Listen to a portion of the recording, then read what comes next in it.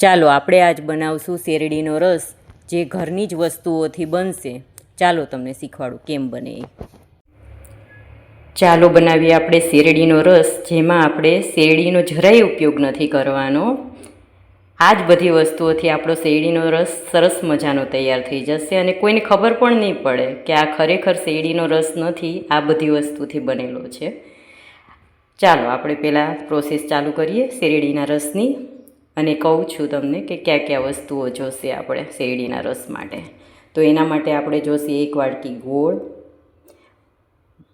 અડધો કટકો આદુનો, 10-12 પાન ફુદીનાના, 1/2 લીંબુનો રસ અને થોડુંક સંચળ.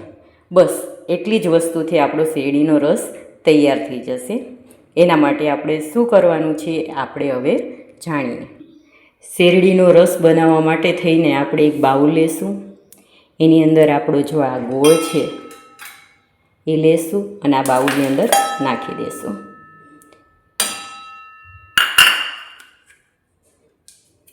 પછી એની અંદર આપણે આ 1 ગ્લાસ પાણીનો ઉમેરી દેશું ગોળની અંદર જ.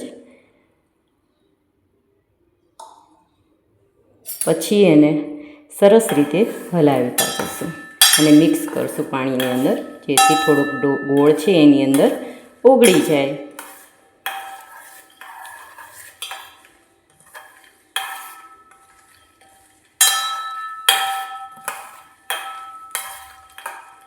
આવી રીતના હલાવી અને આને હવે આપણે 5-10 મિનિટ માટે એની ઉપર ઢાંકણું ઢાંકી અને રહેવા દેશું, જેથી ગોળ છે એ પાણીની અંદર સરસ ભળી જાય.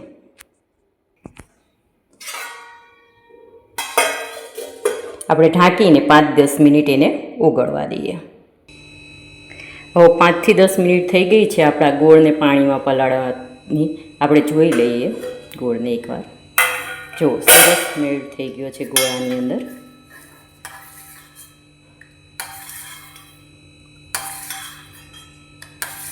થોડી થોડી કાંગળી દેખાય છે, એ તો આપણે મિક્સચરમાં હમણાં નાખશું ક્રશ કરવા, એટલે બધું જ ક્રશ થઈ જશે. હવે આપણે આ પાણીને છે એ મિક્સચરના બાઉલમાં ટ્રાન્સફર કરશું.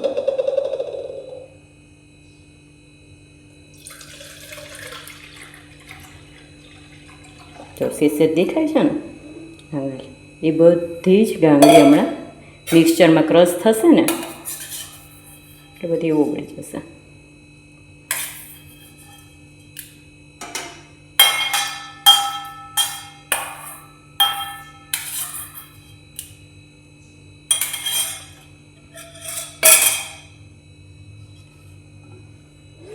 હવે આની અંદર આપણે એક એક કરીને આ બધી જ વસ્તુઓ નાખશું. પહેલાં આપણે આની અંદર ફુદીનો નાખશું. પછી એની અંદર આપણે આ જે આદું સુધારેલું છે ને 8-10 કટકી એ નાખશું. બસ એટલું જ નાખશું. પછી એની અંદર છે આપણે આ 1/2 લીંબુનો રસ છે એ નાખશું. અને એની સાથે આપણે આ સંચળ નાખશું. હવે આ બધી જ વસ્તુને આપણે સરસ રીતે ક્રશ કરી નાખીએ.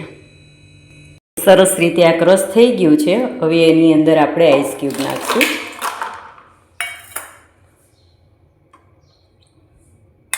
એને પાછું આપણે ક્રશ કરી લઈશું મિક્સચરમાં. જો આપણો શેરડીનો રસ તૈયાર થઈ ગયો છે, એને આપણે હવે એક બાઉલમાં ટ્રાન્સફર કરી લઈએ. લાગે છે ને કે શેરડીનો રસ બહારથી લાવ્યા એવો સ્વાદમાં પણ એવો જ હશે.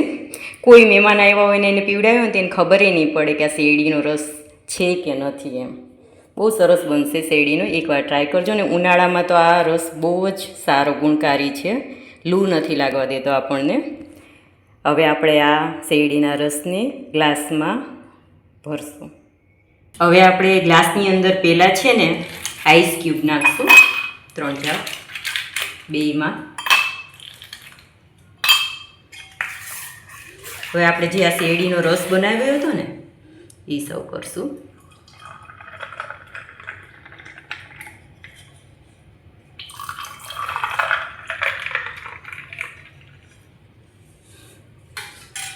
લાગે છે ને શેરડીનો રસ જાણે બહારથી જ લાવ્યા હોય એવો.